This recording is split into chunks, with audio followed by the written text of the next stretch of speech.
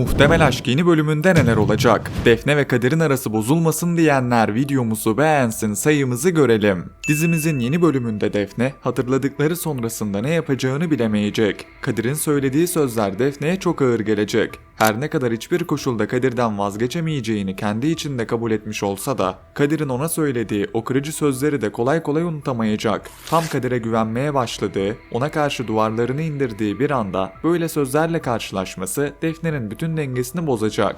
Bir tarafta Kadir'e karşı hissettiği güçlü duygular olacak. Diğer tarafta ise gururu ve yaşadığı hayal kırıklığı. Defne uzaklaşmaya çalıştıkça aslında Kadir'e ne kadar bağlı olduğunu daha iyi anlayacak. Ancak bunu Kadir'e hemen göstermeyecek. Özellikle son yaşananlardan sonra Kadir'in söylediklerini kabul etmek istemeyecek ve aralarına mesafe koymaya çalışacak. Defne'nin bu kadar kırılmasının nasıl nedeni de Kadir'i gerçekten önemsemeye başlamış olması. Eğer ona karşı hiçbir şey hissetmeseydi söylenenler bu kadar ağır gelmezdi. Bu nedenle yaşanacak kırgınlığın sonunda ikisini birbirinden uzaklaştırmak yerine daha da yakınlaştıracağını düşünüyorum. Kadir ise bu süreçte ne yapacağını bilemeyecek. Bir yandan söylediği sözlerin pişmanlığını yaşayacak. Diğer yandan da Defne'yi kaybetme ihtimaliyle karşı karşıya kalacak. Kısa bir süre de olsa Defne ile yaşadığı romantik anlar onu fazlasıyla etkileyecek. Bu yüzden Kadir, Defne'nin sevgisinden emin oldukça onu kaybetme korkusunu daha yoğun yaşayacak. Yeni bölümde Defne'nin Kadir'den kaçacağı, Kadir'in ise onun peşinden gideceği birçok sahne izleyeceğimizi düşünüyorum. Kadir ise bu kez kolay kolay vazgeçmeyecek. Onun peşinden gidecek, konuşmaya çalışacak ve kendisini affettirmek için elinden geleni yapacak. Defne her ne kadar Kadir'e sert görünmeye çalışsa da Kadir'in bu kararlı tavrı karşısında duygularını saklamakta zorlanacak. Bu süreçte Tolga da yeniden devreye girecek. Tolga'nın Defne ile Kadir'in arasındaki sorunları fark etmesiyle birlikte Defne'ye daha fazla yaklaşacağını düşünüyorum. Ancak burada önemli olan Defne'nin ne hissettiği. Defne'nin kalbi Kadir'den başkasını istemiyor. Bu yüzden Tolga ile Defne arasında kısa süreli yakın sahneler görsek bile bunun gerçek bir aşk hikayesine dönüşeceğini düşünmüyorum. Daha çok Kadir'i rahatsız edecek, kıskandıracak ve Defne'nin değerini bir kez daha anlamasını sağlayacak sahneler izleyeceğiz. Özellikle Tolga'nın Defne'ye yakın davrandığını gören Kadir'in kıskançlık krizlerine girmesi hiç şaşırtıcı olmayacaktır.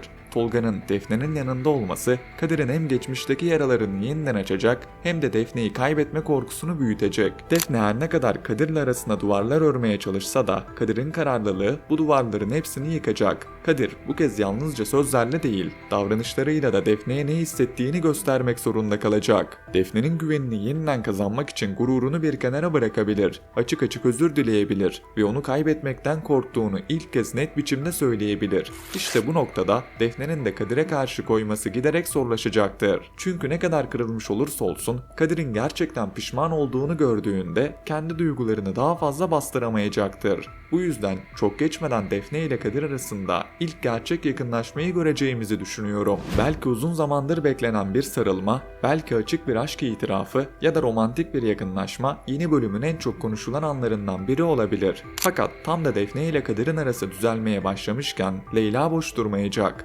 Leyla son bölümde de Kadir'den işittiği onca kötü söze rağmen ondan vazgeçmeyeceğini açık açık gösterdi. Hatta Defne ile Kadir'in birbirlerine daha fazla yaklaştığını gördükçe daha tehlikeli hamleler yapmaya başlayabilir. Ben Leyla karakterinin arka planının sandığımızdan daha karanlık olduğunu düşünüyorum. Fakat geçmişte yaşanan bazı olaylarda Leyla'nın çok daha önemli bir rolü olabilir. Bugün yaptığı planlarla Defne ile Kadir'i ayırmaya çalışacak. Defne'yi Kadir'in gözünden düşürmek için yalan söylemesi, bazı olayları farklı göstermesi ya da ikisinin arasındaki güveni sarsacak yeni bir plan yapması mümkün. Fakat asıl merak ettiğim konu Leyla'nın geçmişte yaptıkları. Çünkü dizide hala tam olarak açıklanmayan en büyük meselelerden biri kader konusu.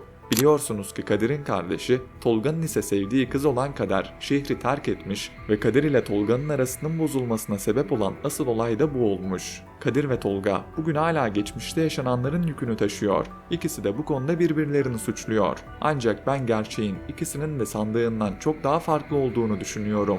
Eğer olay sadece Kadir ve Tolga arasında yaşanan basit bir anlaşmazlıktan ibaret olsaydı, bu kadar uzun süre gizem olarak tutulmasına gerek kalmazdı. Kader'in neden gittiği, giderken ne yaşadığı ve kim tarafından bu kararı almaya zorlandığı hala büyük bir soru işareti. İşte burada Leyla'nın geçmişi devreye girebilir. Geçmişte Leyla'nın yaptığı planlar Kader'in şehirden gitmesine sebep olmuş olabilir. Belki Kader ile Tolga'nın arasını bozmak için bir şey yaptı. Belki Kader'i yanlış yönlendirdi. Belki de iki tarafın birbirini suçlamasına neden olacak bir oyun kurdu. Böylece hem Kader uzaklaşmış hem de yıllardır birbirine yakın olan Kadir ile Tolga'nın arası tamamen bozulmuş olabilir. Eğer bu ihtimal doğru çıkarsa Leyla'nın bugün Defne'ye yaptıkları da geçmişte Kader'e yaptıklarının bir tekrarı gibi karşımıza çıkacaktır. Yani Leyla bir kez daha sevdiği kişiyi kaybetmemek için iki insanın arasına girmeye çalışıyor olabilir. Ben bu gerçekleri Defne'nin ortaya çıkaracağını düşünüyorum. Defne'nin meraklı ve kolay vazgeçmeyen yapısı sayesinde Kadir'le ilgili parçaları birleştirmeye başlayabilir. Kadir ile Tolga'nın anlattıkları arasındaki çelişkileri fark edebilir ve geçmişte üçüncü bir kişinin olayların tam ortasında olduğunu anlayabilir. Bu kişinin Leyla çıkması ise bütün dengeleri değiştirecektir. Defne yalnızca Kadir'in geçmişini öğrenmiş olmayacak. Aynı zamanda Kadir ile Tolga'nın yıllardır neden birbirlerini suçladıklarını da çözmüş olacak. Böylece gelecek bölümlerde Kader gerçeğinin tamamen aydınlatılacağını düşünüyorum. Hatta Kader'in yeniden hikayeye dahil olma ihtimali bile olabilir. Şehri terk etmiş olması onun bir daha dönmeyeceği anlamına gelmiyor. Geçmiş sırların açığa çıkmaya başladığı bir dönemde Kader'in dönüşü bütün dengeleri değiştirebilir. Kader için kardeşiyle yüzleşme, Tolga için geçmişte yarım kalan aşkıyla hesaplaşma, Leyla için ise sakladığı gerçeklerin ortaya çıkması anlamına gelebilir. Defne de bütün bu olayların tam ortasında kalarak geçmişin düğümünü çözen kişi olabilir. Dizi reytinglerinde büyük bir yükseliş yaşamasa da geçtiğimiz haftalarda aldıkları reytinglerini koruyor. Şu an için bir final kararı yok. Ancak gelecek bölümlerde alınacak sonuçlar belirleyici olacaktır. Özellikle hikayenin romantik tarafının güçlenmesi, kader sırrının açılması ve Leyla'nın gerçek yüzünün daha fazla ortaya çıkması dizinin önünü açabilir. Çünkü şu anda dizinin elinde hala kullanılmamış çok fazla hikaye var. Defne ile Kadir arasındaki ilişki henüz tam anlamıyla başlamadı bile. Biz daha bu ikilinin sevgili oldukları, birlikte hareket ettikleri ve dışarıdan gelen sorunlara karşı yan yana durdukları bölümleri görmedik.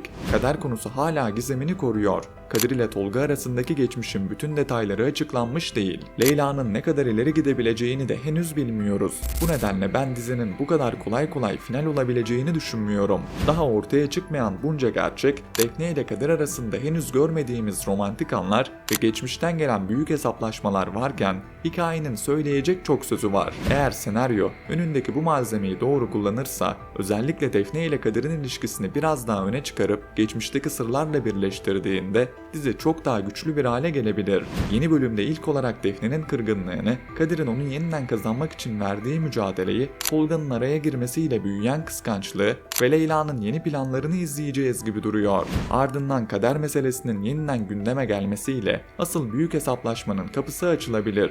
Benim tahminim Defne ile Kadir'in arası kısa süreliğine bozulsa bile bu ayrılık uzun sürmeyecek ve ikisi yeniden birbirlerine dönecekler. Fakat onları asıl zorlayacak şey bugünkü tartışmalardan çok geçmişten gelecek gerçekler olacaktır.